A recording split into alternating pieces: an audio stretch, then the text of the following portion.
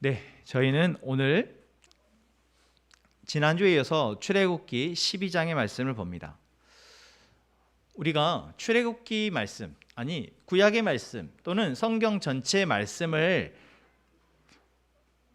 그래도 웬만큼 알고 보고 듣고 해왔음에도 불구하고 사실 여전히 우리가 성경을 우리의 생명, 우리의 삶과 조금 동떨어지게 생각하게 되는 이유가 있는 것 같아요. 우리가 말씀을 생명의 양식이라고 얘기하잖아요. 그럼 살기 위해서 반드시 먹어야 할 밥으로 얘기하는 거죠. 그런데 이 말씀에 대해서 우리는 실제로 삶에서 그렇게 여기지 않고 있지 않습니까? 물론 그렇게 여기며 날마다 말씀을 보는 것을 내가 밥을 먹는 것과 같이 여기는 사람도 있지만 그렇지 않은 사람도 있습니다. 우리 아이들에게 물어보면 너희들 성경 말씀을 안 읽으면 굶어 죽니? 라고 이러면 아니요 라고 답을 하겠죠. 왜냐하면 실제로 말씀을 안 봐도 내가 잘 살 수 있으니까.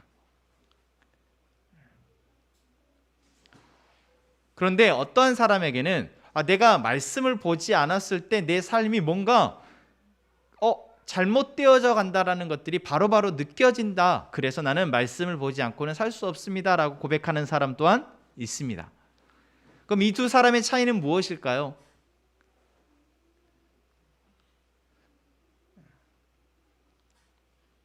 저는 우리 아이들하고 대화를 나눌 때 참 말씀에 대한 인사이트가 참 많은데요. 우리 하람이가 가정예배를 드리다가 그런 얘기를 했대요. 엄마, 죽음이 왜 그냥 죽어지는지 모르겠어. 죽을라 할 때 내가 딱 참았다가 병원에 가서 치료를 받으면 살지 않나? 총을 맞았어. 총을 맞았을 때 내가 죽어버리자 하지 않고 죽지 말자 참자 하고 병원에 가서 치료를 받으면 안 죽잖아. 그렇게 얘기를 했대요. 여러분 그 말을 어떻게 생각하시나요? 신박하긴 하지만 현실과 너무 동떨어진 이야기죠. 실제 죽음에 대해서 모르기 때문에 할 수 있는 어린아이와 같은 생각입니다.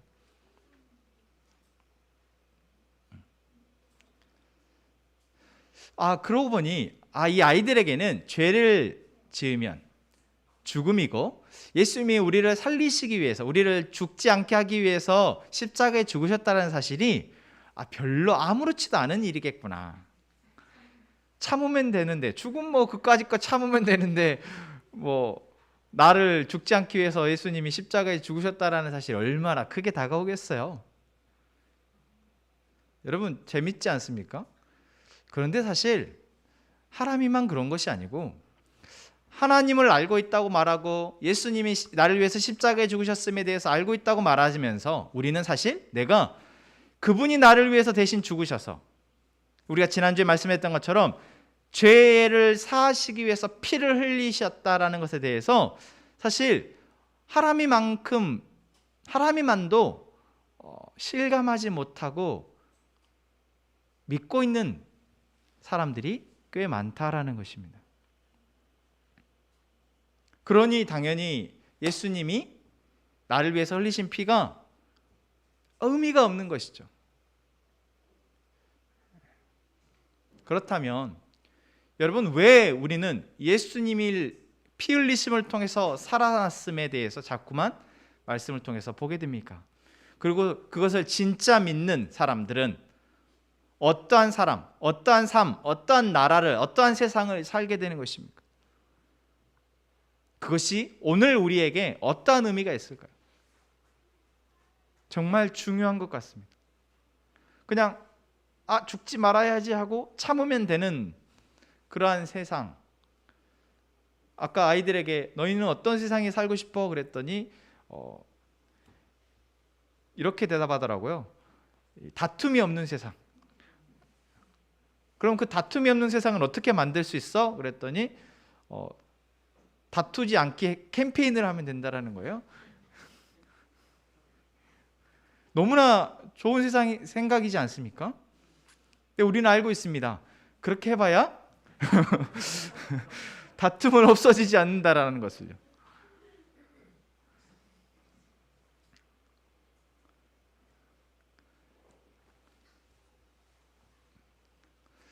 여러분들이 아까 꿈꾸었던 그 이상적인 나라는 세상은 어떠한 세상, 어떠한 나라셨나요?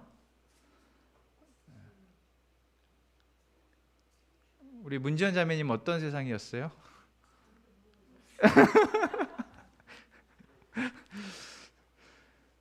아니, 말할 수도 있죠.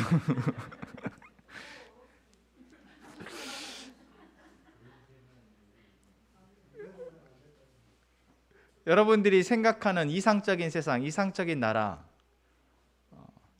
아까 규현이가 그런 말을 하더라고요. 내가 이런 세상을 꿈꾼다고 해서 그게 무슨 의미가 있어요?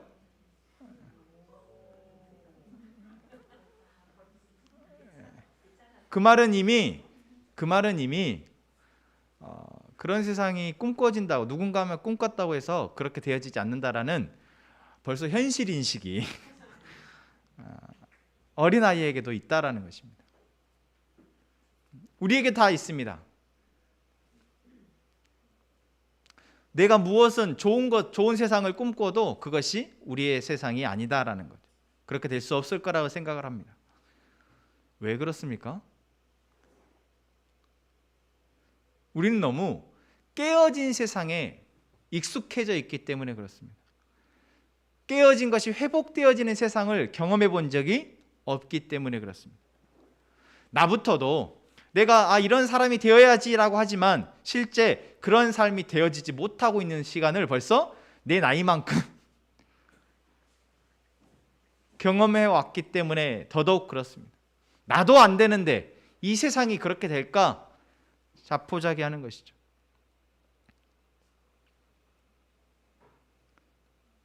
여러분, 우리가 지난주에 결국 세상이 이렇게 깨어지고 세상이 고통받는 이유에 대해서 뭐라고 얘기했습니까?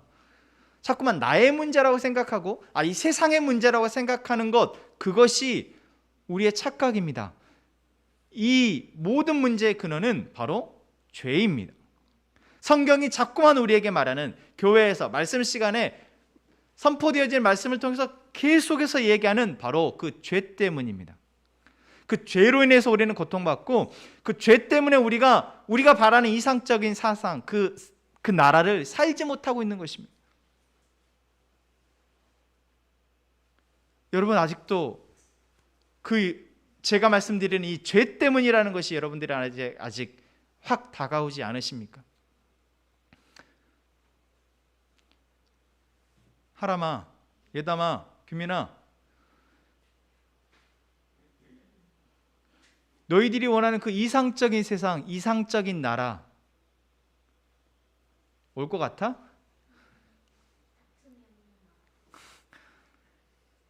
오지 않습니다.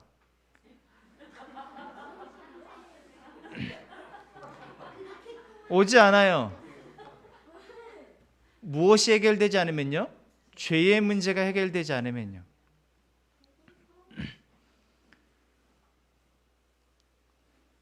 죄의 문제가 해결되지 않으면 오지 않습니다. 그래서 하나님은 이스라엘 백성들을 애굽에서 빼내시는 겁니다. 그 죄의 문제를 해결하시기 위해서 단순히 그냥 너희 밤에 도망 나와라 라고 말씀하시지 않고 어린 양의 피를 너희 문에 바르고, 그리고 그 이후에 오늘 말씀에서 나온 것처럼 이제 나오게 하십니다.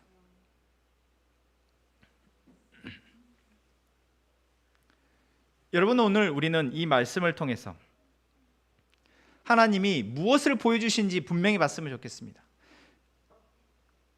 오늘 우리가 읽은 말씀에 보면 하나님이 이스라엘 백성들에게 내리셨던 명령이 있습니다. 그 명령이 무엇입니까? 지난주에 했어요? 하나님 기억나요? 하나님이 이스라엘 백성들에게 무엇을 명령을 내리셨어요? 그렇죠. 양을 잡아서 문에다가 바르라는 명령을 내리셨습니다. 그리고 이제 그 명령을 하나님이 모세를 통해서 전달하셨고, 오늘 말씀을 보니 이스라엘 백성들이 어떻게 했다고 말하고 있습니까? 그 말을 듣고 이스라엘 백성들이 어떻게 합니까?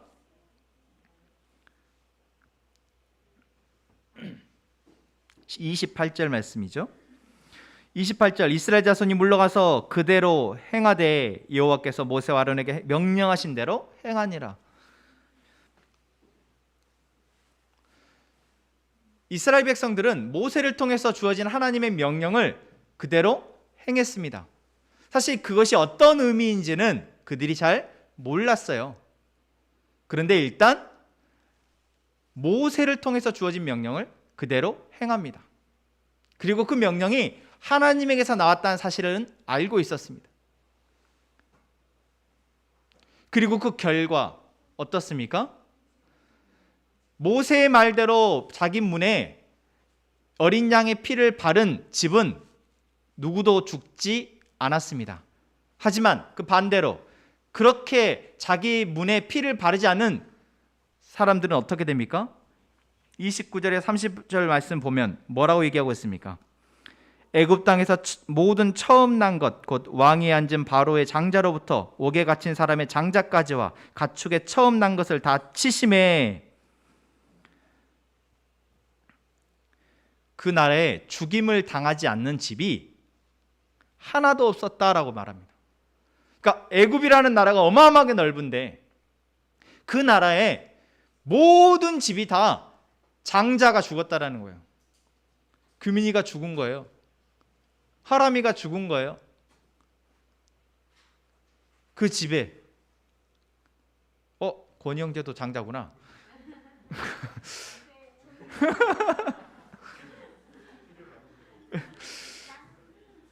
우리 사내 형제는 그 집에 없었고 저 집에 저 큰 집에 있으니까 피신 같군요.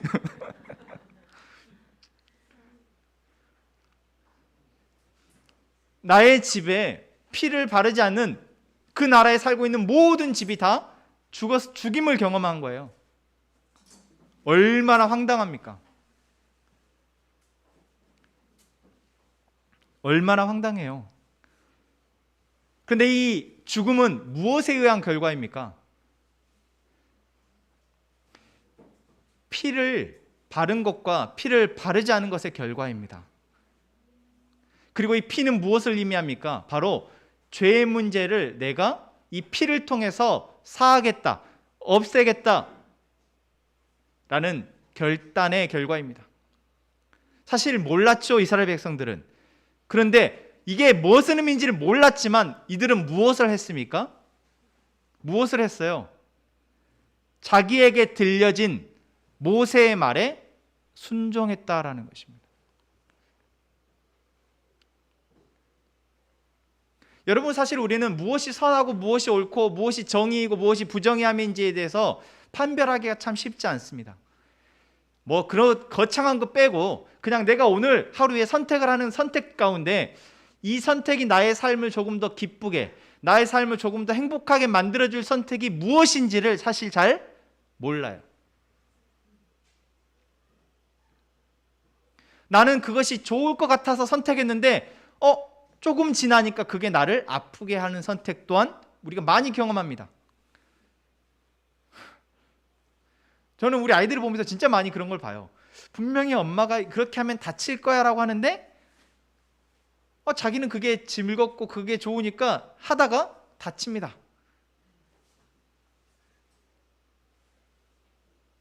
그걸 하면은 그거는 나쁜 거니까 혼나 라고 말했는데 금방 또 그걸 하다가 혼이 납니다. 사실 잘 몰라요. 어린아이들만 그렇습니까? 우리도 잘 몰라요. 연비자매 어제 운동했어요?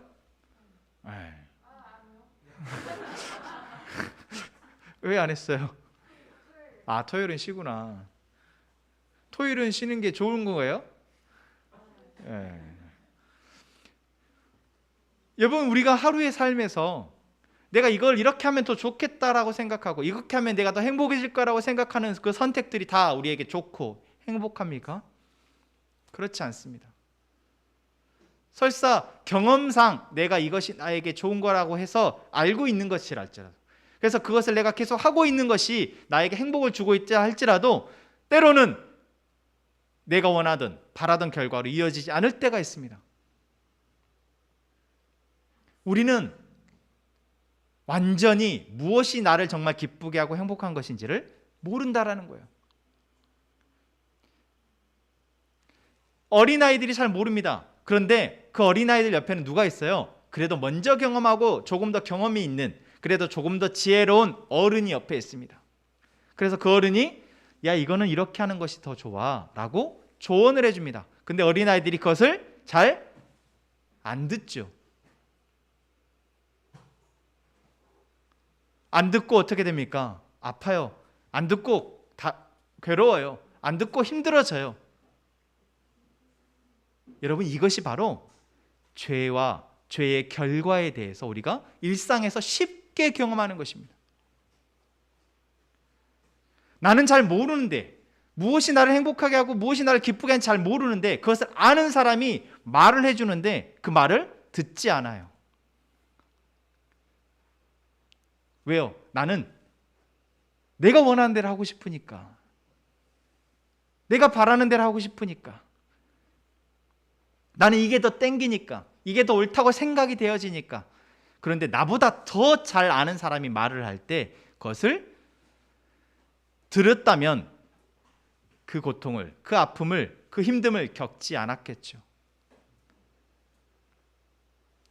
저는 우리 아이들 그런 얘기를 합니다. 엄마나 아빠는 모두 다 옳거나 모두 다 잘하는 거 잘 안다고 말하지 않아.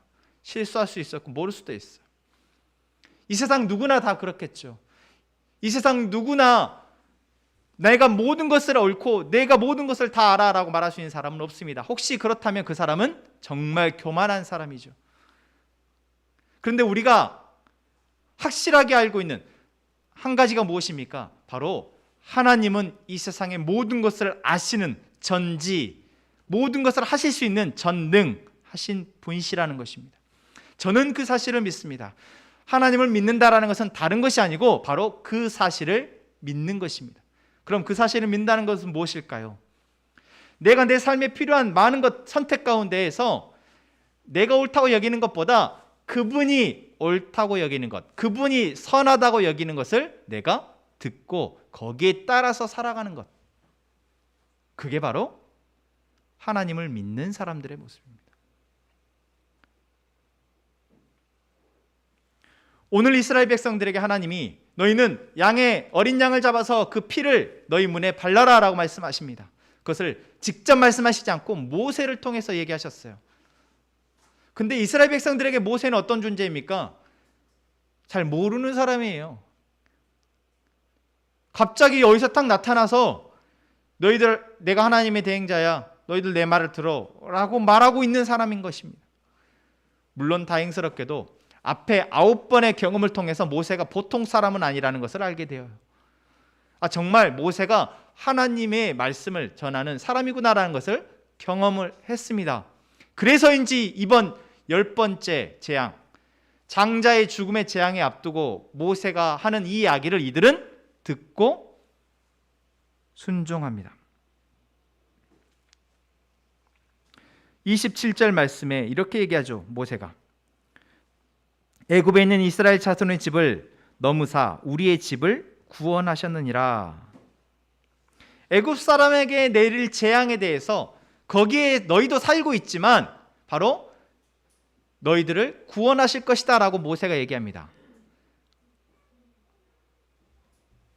이 말을 들은 이스라엘 백성들은 하나님이 직접 이야기하신 것은 아니었지만 그 말을 듣고 자기 집의 문에 어린 양의 피를 바른 것입니다. 여러분, 지난주에도 말씀드렸던 것처럼 어린 양을 잡는 것 쉬운 거 아닙니다.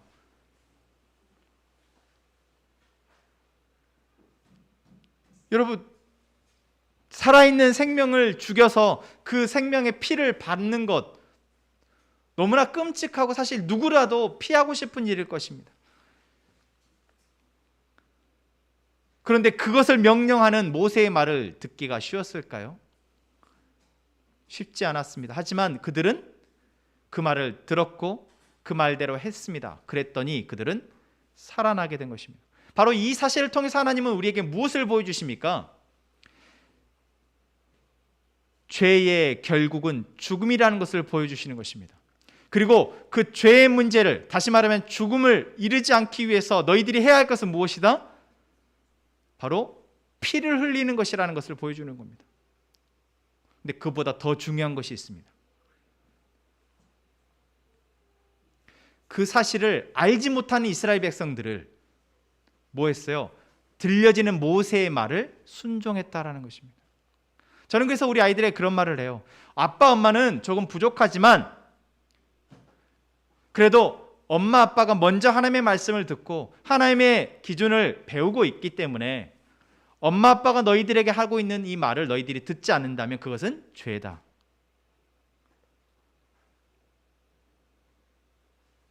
그리고 그것을 듣지 않았을 때 너희들이 사실 아프고 고통당하고 힘들어지는 것, 그것이 바로 죄의 결과다라는 것.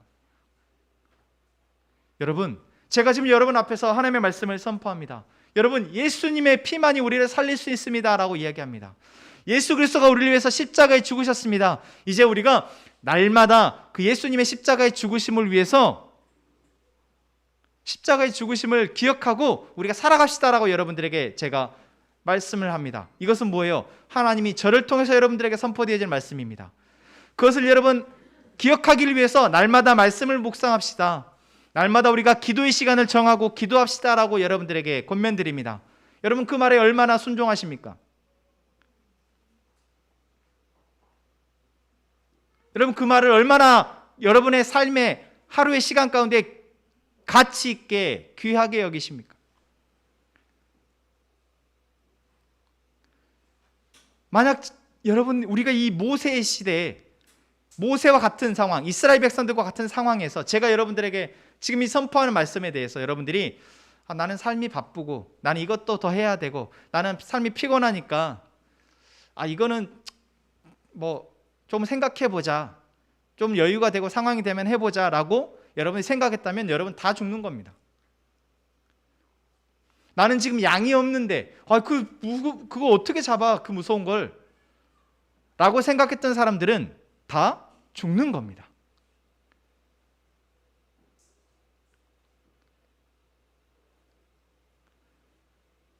이들은 이러한 사건을 한 번도 경험해 본 적이 없습니다. 다시 말하면 순종하지 않으면 바로 죽는다라는 것을 경험해 본 적이 없습니다. 그런 그들이 모세의 말을 듣고 믿음으로 순종합니다. 그랬기에 그들은 살게 되어졌습니다.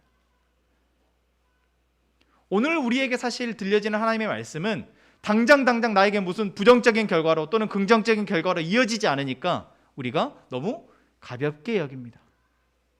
그래도 될까요?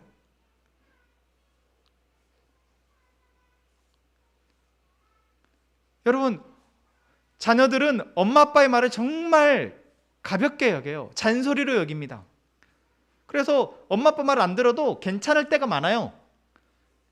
그런데 결국 내가 듣지 않음으로 인해서 어느 순간 그것은 나에게 큰 아픔으로 찾아온다는 것을 우리는 사실 많이 알게 됩니다.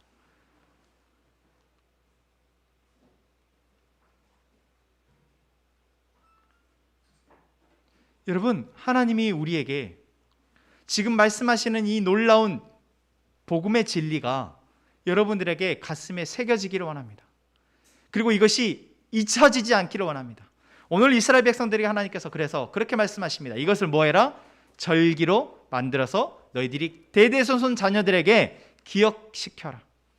그래서 제가 지난주 예수님의 부활이 바로 이것과 다르지 않다라고 말씀드렸습니다.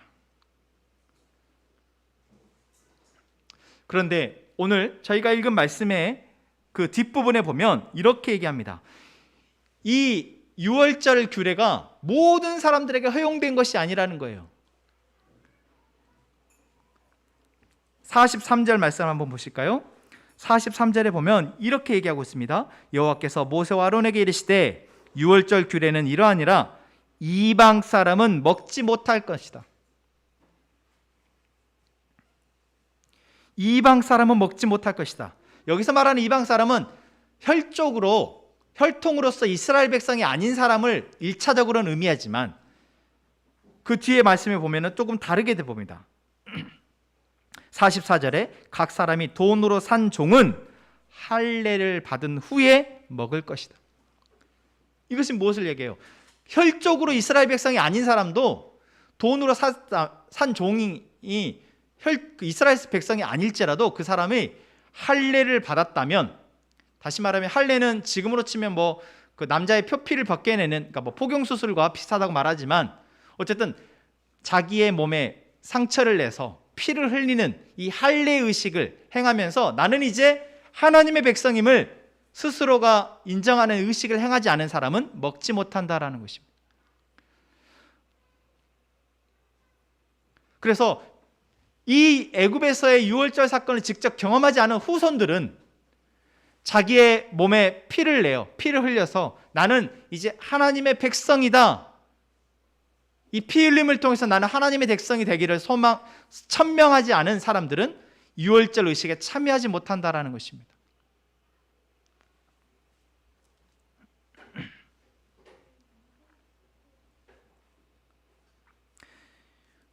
여러분, 오늘 우리는 조금 있다가 성찬의 의식을 진행합니다. 여러분, 성찬의 의식이 무엇인지 아시죠? 교회에서 수도 없이 아마 하셨을 겁니다. 그럼 성찬의 의식은 무엇입니까? 예수님이 나를 살리시기 위해서, 나의 죄 문제를 해결하시기 위해서 피 흘리셨음을 내가 알고, 그것이 나를 구원했음을 알고 그것을 감사히 여기는 마음을 기억하는 사람들이 주님의 떡과 잔을 나누는 것입니다. 그래서 이 성찬의 의식은 세례를 받지 않은 사람은 참여할 수 없도록 교단 법에가 되어져 있어요. 세례라는 것은 이 출애굽기로 치면은 할례와 크게 다르지 않습니다. 비록 내가 피를 흘리지는 않지만 나는 이제 예수 그리스도로 인해서, 예수 그리스도의 피를 통해서 죽을 수밖에 없는 내가 다시 살아났음에 대해서 고백하고 모든 사람 앞에서 공표하는 것이 바로 세례의 의식이죠.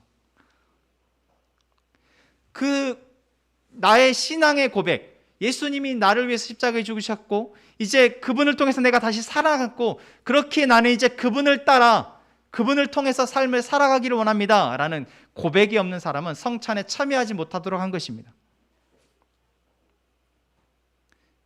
근데 이것은 사실 형식에 불과해요. 왜냐하면 그러한 고백 없이 세례받은 사람이 너무나 많기 때문에 그렇습니다.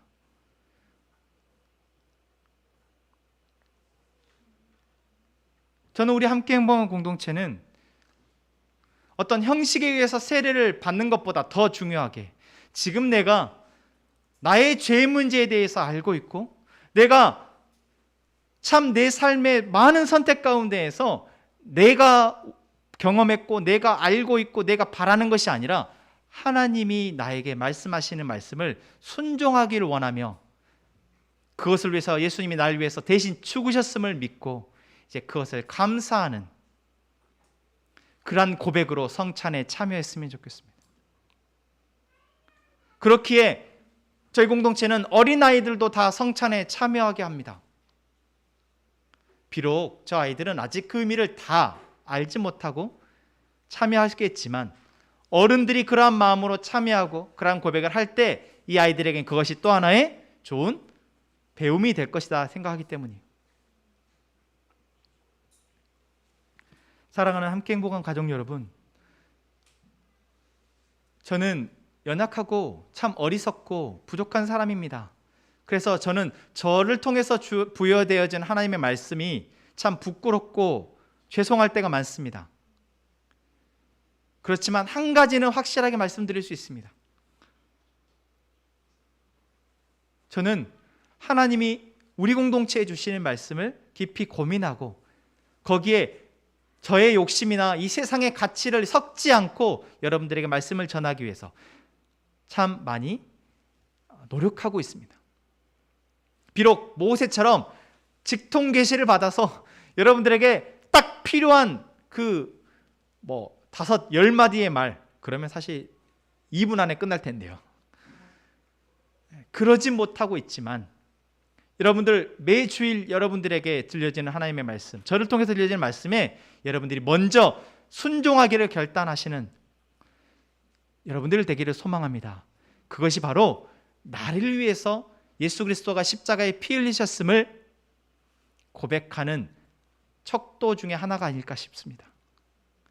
내가 나의 결정, 나의 감정, 나의 경험, 나의 지식으로가 아니라 하나님이 나에게 주신 말씀을 통해서 살아가기를 원한다라는 고백의 척도이다라고 생각합니다. 그리고 그 시간이 여러분들 안에서 더 차곡차곡 쌓이며 여러분들이 안에 저만큼의 하나님에 대한 말씀과 그 다음에 하나님에 대한 시선으로 세상을 바라보게 되어질 때 여러분들은 또 다른 누군가에게 이제 그러한 역할을 할 수 있는 좋은 양육자가 되어질 거라 믿습니다. 저는 우리 공동체가 그렇게 자라나기를 바랍니다. 그래서 오늘 우리 성찬에 참여할 때 여러분 그 마음을 가지고 함께 참여했으면 좋겠습니다.